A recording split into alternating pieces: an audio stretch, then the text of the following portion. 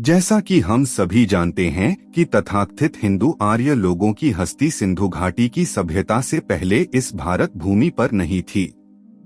हिंदू राष्ट्रवाद का इतिहास में हिंदू राष्ट्रवाद की शुरुआत संभवतः सप्त सिंधु प्रदेश की सभ्यता के जमाने से ही हो चुकी थी, जो वक्त के साथ आगे चलकर स्थिर न हो सकी, क्योंकि वक्त वक्त में यहाँ की भूमि में कई और विदेशी आक्रांता आते रहे, जिन्होंने अपने अपने समयों में अपने अपने साम्राज्यों की नींव डाली।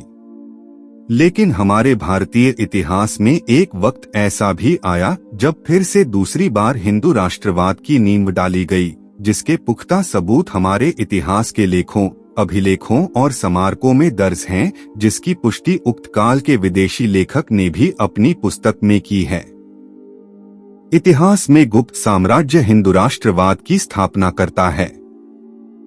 भारतीय राष्ट्रवाद बनाम हिंदू राष्ट्रवाद की इस श्रृंखला में इतिहास में गुप्त साम्राज्य का प्रथम शासक चंद्रगुप्त प्रथम था।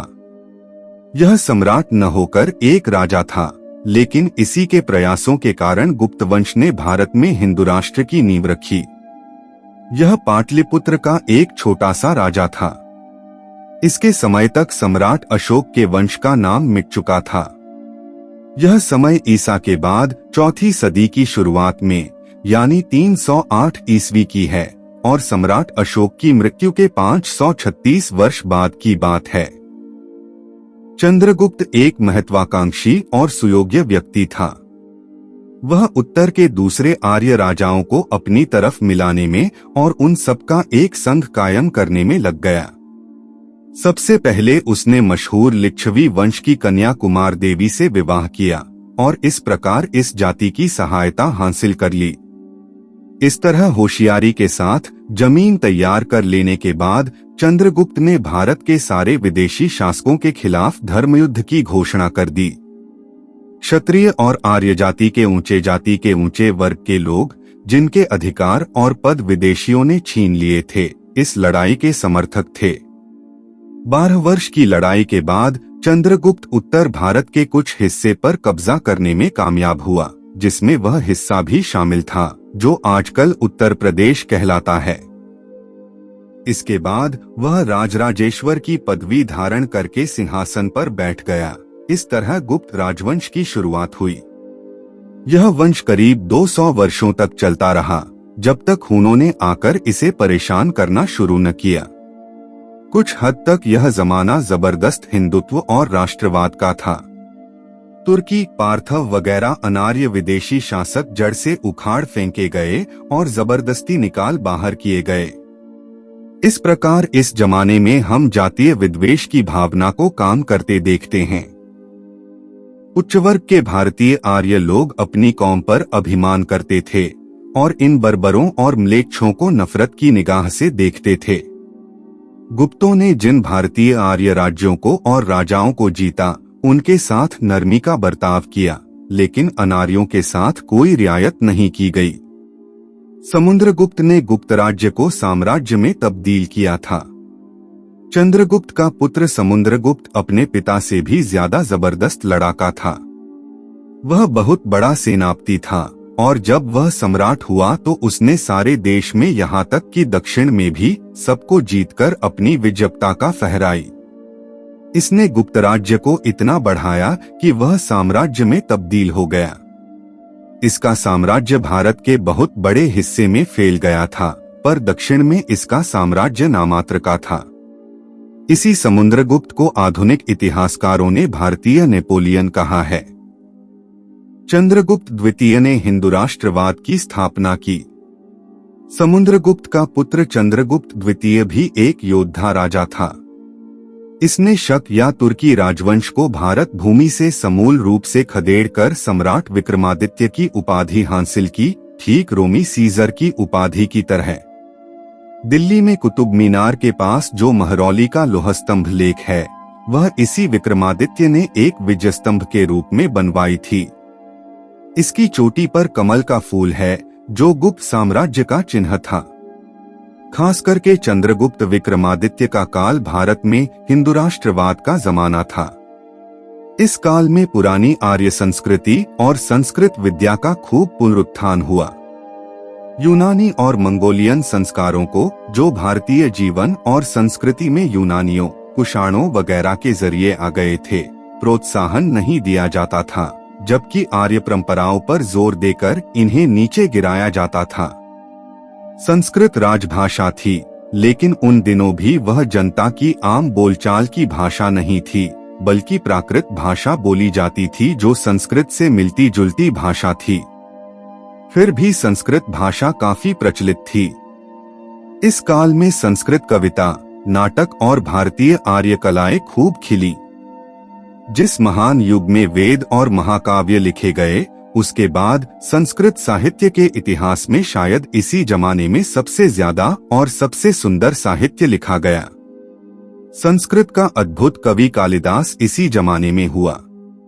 सम्राट विक्रमादित्य का दरबार बड़ी चमकदमक वाला था, जिसमें उसने उस समय के सबसे श्रेष्ठ कवि, लेखकों और कलाकारों को जमा किया था, जिन्हें उसके दरबार के नवरत्न कहा जाता था।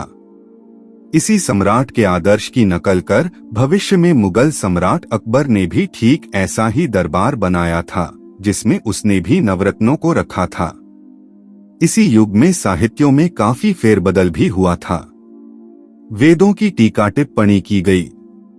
मुख्य 18 पुराण 108 पुराणों में तब्दील हुए।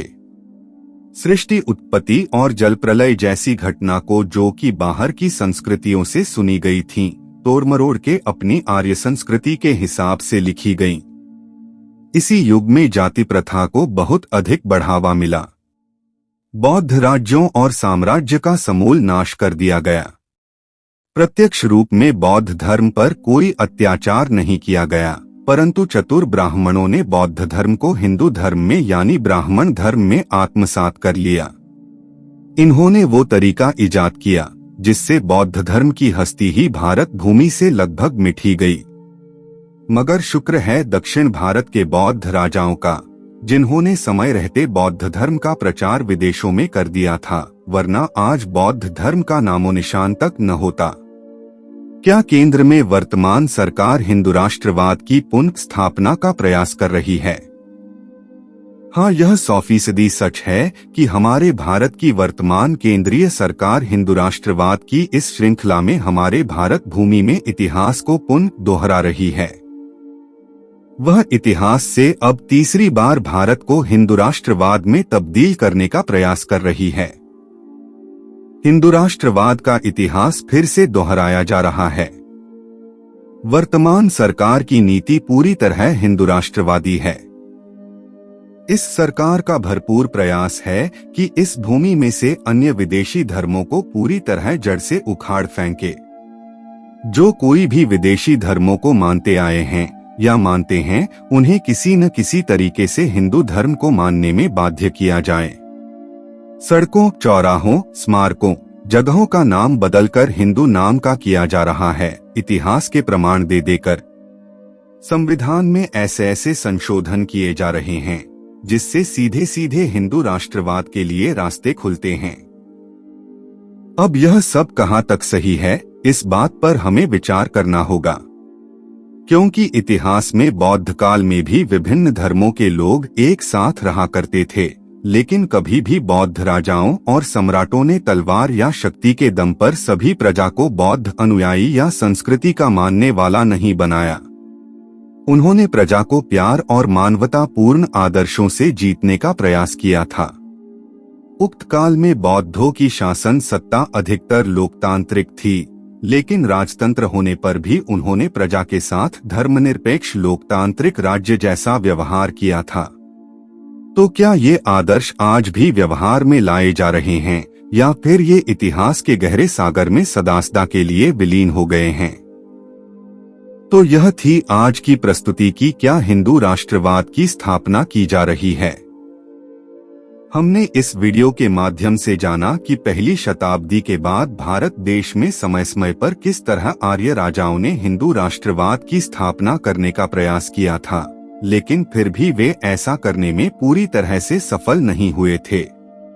और अब की वर्तमान सरकार भी क्या उन्हीं इतिहास की बातों को फिर से दोहरा रही है, या फिर ऐसा कुछ नहीं है? कृपया इस विषय में इस वीडियो के कमेंट बॉक्स में कमेंट जरूर करें। हमें आशा है कि आपको यह वीडियो पसंद आया होगा। इसी तरह की और अधिक ज्ञानवर्धक वीडियोज देखने के लिए कृपया नॉलेज ऑन टॉप चैनल के साथ जुड़े रहिए। धन्यवाद।